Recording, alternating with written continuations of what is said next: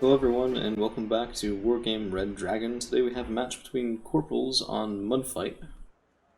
So it's a bit of a familiar map and a bit of common competition here, as he and I are in theory about the same on Ranked, although I don't really do Ranked all that often, so I should probably be far lower than I am down to private level. But, everyone has their opinions on that, I'm sure. I'm moving up an Akula and an MI2, and we very quickly encounter the dreaded MH60L DAP. Not just one, but two. So the response from me is to pull the Akula back, let him fire his anti-air missiles, move the Mi-2 up in front of him to hopefully draw fire from the DAPs. That does in fact work, and we get one down, and let's see, two down. In the meantime, I have BTR-90s carrying Spetsnaz GRU headed up toward Boris, light support from various sorts of infantry, and a scout BRDM-3, as well as an Mi-2 over the side to defend, to spot at least on my east, and some BRDM-3s moving up to do the same across the bridges in Fetter. In the meantime, we have a T-64BV getting a bit of a cheeky shot there against, well, whatever the heck that was, some infantry in a Humvee that's very much not happy to have taken that shot. And I have Skrezhets moving forward, carrying, I believe, VDV as well. I love Skrezhets, they're so good for unsuspected and definitely really very cheap supporting anti-air.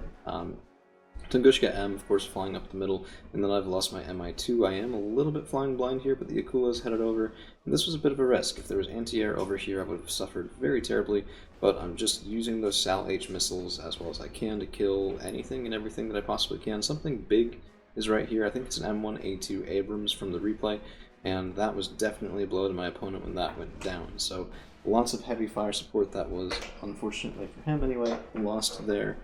And, well, that is one of the risks that you run when you bring something that big in the field. So, as we keep going through this match, VDV and the Skrezhets, apologies for the cat, she's very unhappy at the moment.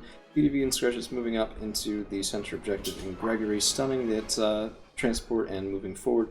Wild Weasel does come in, and I thought this was an ASF or a helicopter hunter going after the Akula, so I made the mistake of turning on my radar gun there, and it does cost me a very, very expensive Tunguska. BTR-90s crushing through light riflemen, and Spetsnaz and Motostrelki doing the same for the riflemen in the woods there, which will definitely get me advantage here on the eastern side of the map, one that I expect to capitalize on, and will do my utmost to do so. BRDM-3s meanwhile spotting, and, well, we're chewing through the town garrison, I suppose we'd call it, Rangers that are very much not happy with the amount of fire they're taking, but a longbow comes in and takes down my BRDM-3, and my Skrezhets are also not going to be all that long for this world, or at least they wouldn't be if the longbow had moved forward. As it is, they, move back for just long enough to let the Skrezhet fire at these very poor, unfortunate riflemen before here comes one volley, one dead Skrezhet, second volley, second dead Skrezhet, but I mean, that's 4 missiles off a longbow. That's, I mean, yeah, I'm quite honestly fine with that, because it means it's not going in at one of my bigger tanks or other sorts of targets. I did move a T-64BV back and well into the woods as soon as the longbow came up, which probably had made him assume, judging by the next couple of plays, that there wasn't anything nearby. MTLBVs moving up. These are just standard Motostrelki.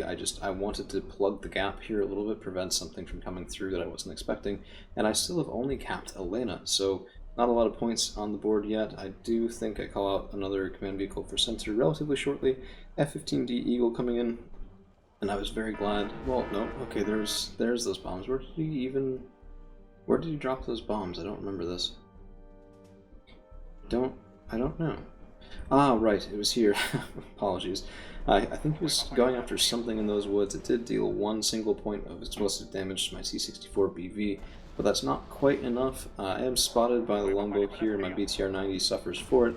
The MTLBVs are still moving forward. Spetsnaz and Motostrelki garrisoning these woods against enemy intruders, and now Motostrelki and their MTLBV transports are providing pretty good fire into standard riflemen. Now, riflemen are very cheap. They're not too dissimilar from Motostrelki in terms of their capabilities. Light riflemen as well moving up, and I don't know why these get all the love that they do. 20 points for light riflemen, 90, and not being used in a position where they're going to get the most bang for their buck.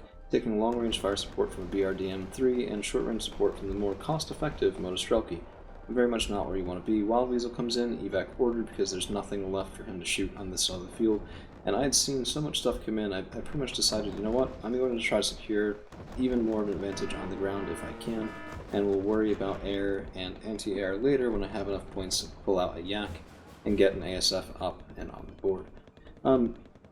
Now you might notice that this replay doesn't go on for too much longer, and that's, well, that's because as time goes on, map control here is definitely feeling very red fort favored. I have troops down in Anna, of all things, and pretty much uncontested.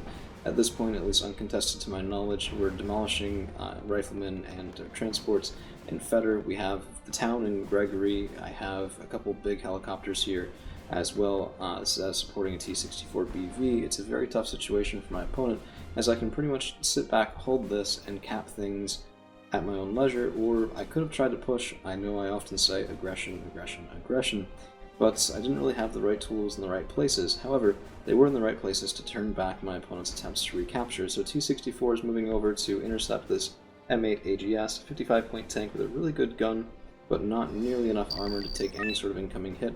If that F-15D Eagle was a tank hunter, I would have been in pretty bad shape there, but instead T-64 is able to get forward, kills a chaparral, and now with the second shot, let's see, M8 does land. That's 2 points of damage, T-64BV, and that's a dead M8. Which is about how that matchup is going to go most times. VDV were moving over just in case if they could contribute with their Vampire anti-tank weaponry, and that's gonna be, I think, almost all she wrote. Oh no, I guess we do have about a minute or so left. And I do want to show the kills and the losses as well, so stick around if you want to see that. T-64 just supporting fire into the woods there, Motostroke moving up as well, and F-18A Hornet a little bit too late to the party, so I mean, this would have been what would have gotten the kill on the T-64 and potentially saved that M8, although I think the VDV would have gotten the Vampires eventually, and we have taken out Scout Infantry as well. Pretty much with that, my opponent is going to take another couple seconds here and then concede. Good game to HIMARS, and well, let's take a look at the kills and losses. So 310 kills for HIMARS, 670 losses is a little bit one-sided there for the early game. I definitely understand why that was something he didn't want to keep around and play out, although I tend to, even when I'm down that far, just because I'm an ornery old bastard who, well, rather enjoys learning the hard way. So T-64 got quite a few kills, SMA, M728 CEVs, the SMA was in a Humvee earlier on, Chaparral, M8 AGS, nearly paid for, if not completely paid for himself. The Akula taking down those two DAPs was instrumental, clearing out the M1A2 was also very, very critical to success on the western side of the map, and the infantry did, you know, they did what they needed to do. BRDM3 is also getting a couple kills where they could. So that's all we've got for today. Thank you all for hanging around. We'll see you again real soon.